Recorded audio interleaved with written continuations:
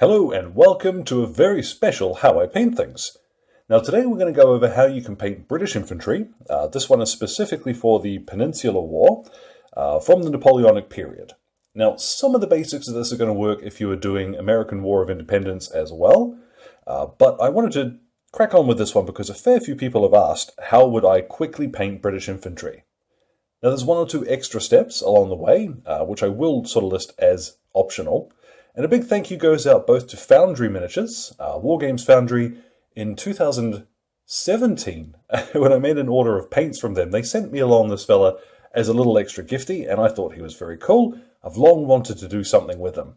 And as well to the Army Painter for supplying the paints for this one. Massive shout out to them, and I've really been enjoying using the Army Painter method for, well, painting armies. Recently I did 60 US infantry in a week, so this way, it is pretty swift. So without any further mucking around, what we'll do is get into the method. I'll list all of these paints in the description below, and you can follow along. Now I've primed this chap with a couple of light coats of matte white. Nice and simple. You might wonder why I'd use white rather than red, because of course pure red does come as a primer, and nice red jackets, maybe that would be the easier option. But for the other colours that we're going to be using, I think white will make it a little bit quicker overall, and it will help our coverage with things, for example, like his skin, where we're going to start. So I've got some barbarian flesh, just a little bit of water mixed in, and you'll see very easily this goes on and will cover in one coat. We're going to find that for a lot of these colours. So once I've got my bleeding zoom figured out, just go ahead, cover in his skin.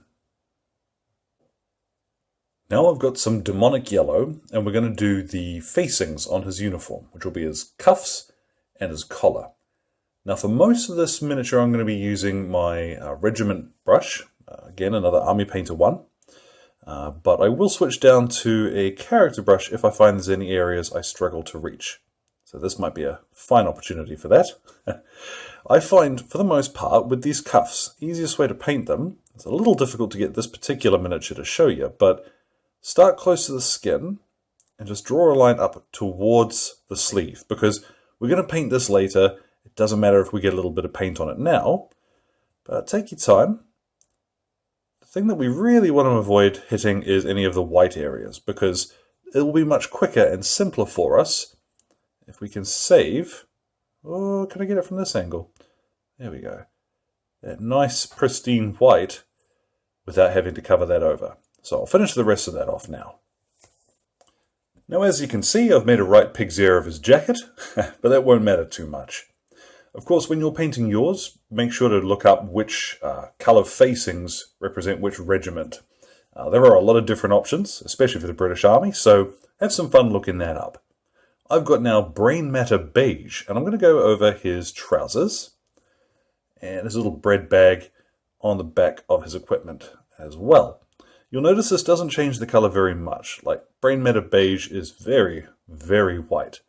But it's just enough that when we put a shade over the top of it, it's going to introduce some color. What you could do if you wanted a slightly darker look, you might use arid earth instead. Or if you're painting your Waterloo era boys, go ahead and just drop some uniform grey on now. But let's get that bread bag too, and we'll come back once all this step is done. Now I've also painted a little bit of brain matter beige onto the straps of his bedroll there. I just think it's going to look a little cooler than if it was just straight white, and most of the color plates that I've seen suggest that they weren't straight white like the cross belts, so up to you there. Now speaking of a little bit of differing opinion, his water bottle was blue, but I've seen conflicting reports on whether that was a dark sort of Prussian blue or if it was a cornflower blue. Ultimately, I'm going to go with the one I think looks cooler. So I've got here a little electric blue. You'll see this goes on nice and smooth very quickly. Once this is shaded, that's going to bring it down quite a bit. Now, don't worry if you hit any of the areas that are going to be the leather strap holding it, because we're going to paint that in just a couple of minutes.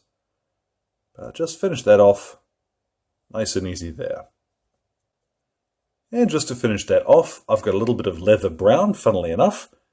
Switching on down to my character brush, and we're going to go ahead and just paint in the leather strap around his water bottle, and this will carry on up his body too. So just follow that around wherever you can see it.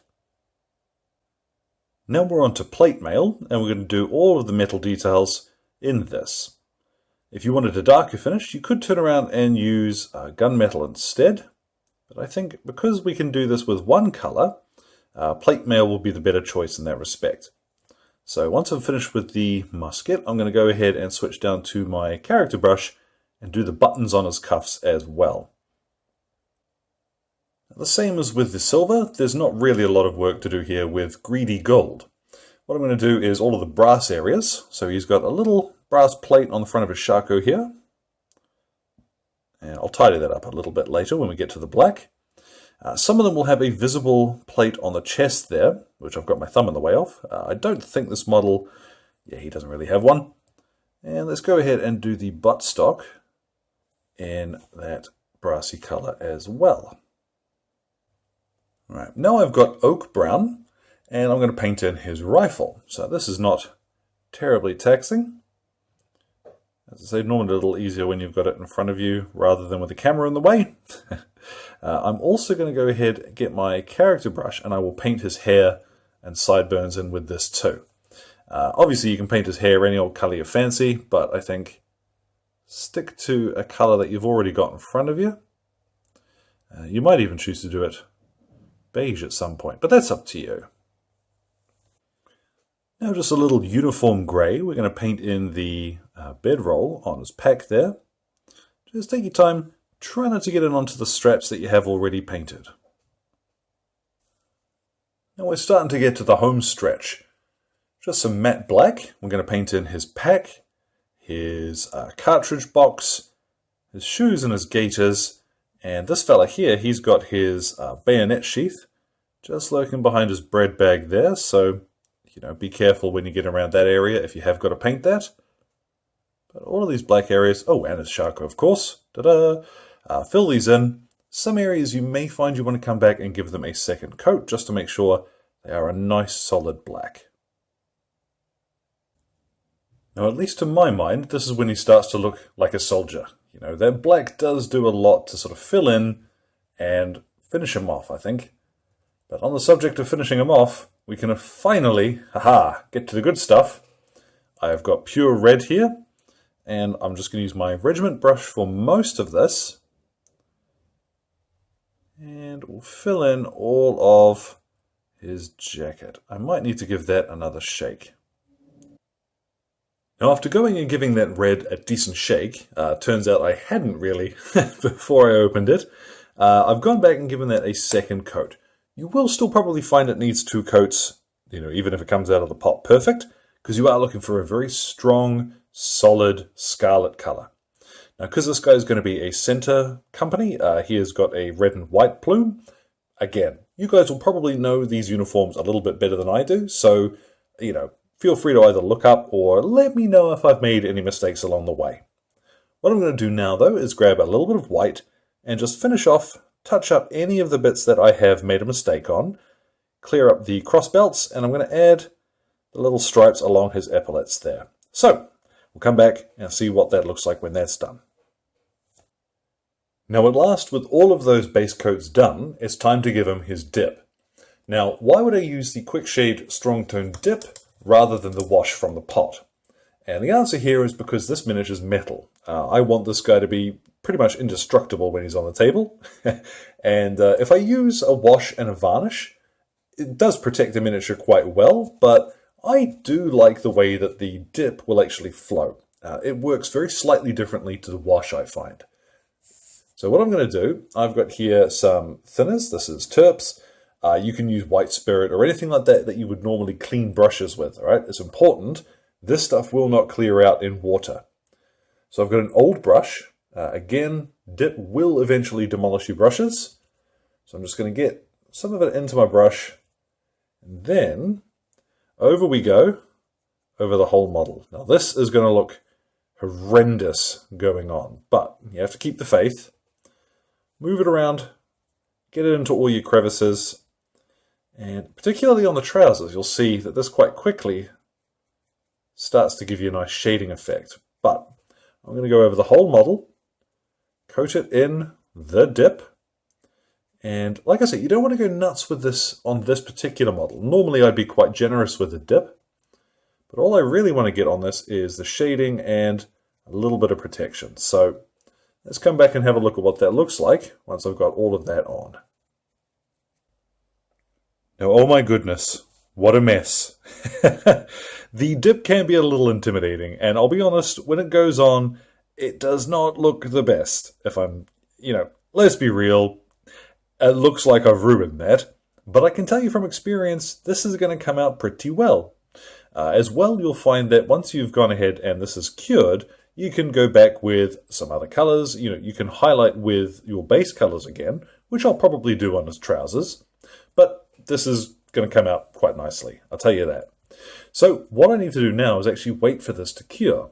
This is a oil-based, sort of enamel product, and it needs, they say, 24 to 48 hours to dry. I will tell you that if you're going to use a spray varnish to matte this down, you want to leave it for the full 48. Longer if you can. The longer you give it to cure, the better a result you're going to get when it comes time to varnish it matte. So I'm going to pop this somewhere warm and dry, probably near a radiator or something, and I will see you guys in 48 hours. 2 days later. Alright, you're all still here? Good. Let's crack on. Now, you might notice that once this has had some time to dry, it does mellow out a little bit compared to when you first put it on. Obviously, it's still shiny, but you'll see that some of that glunkiness is kind of dulled down a bit. And some folks actually kind of like the shiny toy soldier appearance. It's totally up to you, though. What I'm going to do now, though, is give my matte varnish spray. I've got the Army Painter one for this. I'm going to give it a good shake, and then head out and varnish this chap. Now, the conditions are not perfect at the moment. It's actually a little humid, so I've got my fingers crossed that it doesn't go a bit bonk. But if it does frost, then hey, I can show you some ways that you can fix that up too. But let's go ahead and give that a spray and see what we end up with. Now, applying that spray in short, sweeping bursts back and forth across the model, rather than just sort of holding the can next to it, and you will find it gets a much better result. And as you can see, that does a lot to sort of smooth everything out, and it takes off some of the griminess, but not all of it, and that's what we're going to fix up now. If you don't like the look of this, like say you want a slightly tidier looking chap, you can go back to your original colors. So I've got Brain Matter Beige again, and what I'm going to do is just pick out a couple of areas on his trousers that I want to highlight.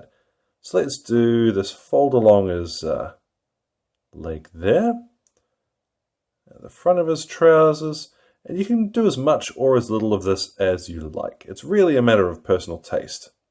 I'm probably not going to do a huge amount because I quite like, that kind of on-campaign look. So just picking out a few areas where I want to accentuate some of the shape of his trousers. But again, you don't have to go crazy with this if you don't like the look. Now, I said I wasn't going to do much of that, and then when I started applying it, I actually really liked the look, so I did do a little bit more to his trousers than I thought I would. Still only took me probably about 2 minutes just to bring that up, and I quite like that style. It's kind of reminiscent of a lot of the, I guess, toy soldier style looks you get in some magazines. But what I've got now is I've gone back to my pure red, and I'm going to do this to the red, same as I did the trousers, just brighten up some areas of the jacket. And I will do the same thing as well with the white and his skin. So I'll do those, finish those off screen. Now, as we can see, that brightens everything up, adds a little bit more definition to the model again. Particularly on the white, I think that really helps the overall look. Now, obviously, when it comes to black, you can't highlight black with black. That's nonsense, it's silly. But I've got here the first new color. I've got Necromancer Cloak, just a little bit of that, and all I'm going to do is using the edge of my brush, just flick along the edges of some areas I want to add a little bit of definition to on the black. So the sides of his shako here, down the sides of his pack. You don't have to go crazy with this, and indeed you might not even want to do it at all. That's really a matter of personal choice. And then with some uniform grey, just a little bit more on the black, just towards the very edges. And that'll help sell a three-dimensional look. So don't go crazy with this, because if you use too much uniform grey, black is it's going to look grey. So just a couple of little lines and you'll be sorted. Now, particularly on a Charcot, I think you see how it just catches the light that little bit more. And with the difference now between the sharp black and the nice sort of normal clothing, I think you're onto a winner there. Matter of personal taste, but I quite like how that looks. So what I'm going to do now, I'm going to go ahead and base this fella. Let's go look at what he looks like when he's ready to hit the table. Then with a little bit of sand, paint, and some tufts, our infantryman is ready. And I'm quite pleased with how that turned out. You could go a little further, turn around, add some extra red, highlight it slightly differently. It's all up to you. But I think as far as the basis of a technique which is fairly simple and will help you get a lot of models on the table very quickly, this will do the job. Now, of course, you can go nuts with this, but I'm quite happy to put this fella on the table. So thanks again to Army Painter for sending along these paints to have a go with. I'm a big fan of the stuff. Just got to make sure you do give them a really good shake, just because the way the pigments mix into their resin, they can separate if you leave them on the table for too long. So give them a good shake. As always, feel free to drop any comments or questions in the box below. My Twitter and Facebook are both linked there too. So thank you very much for your time, and you all enjoy the rest of your day.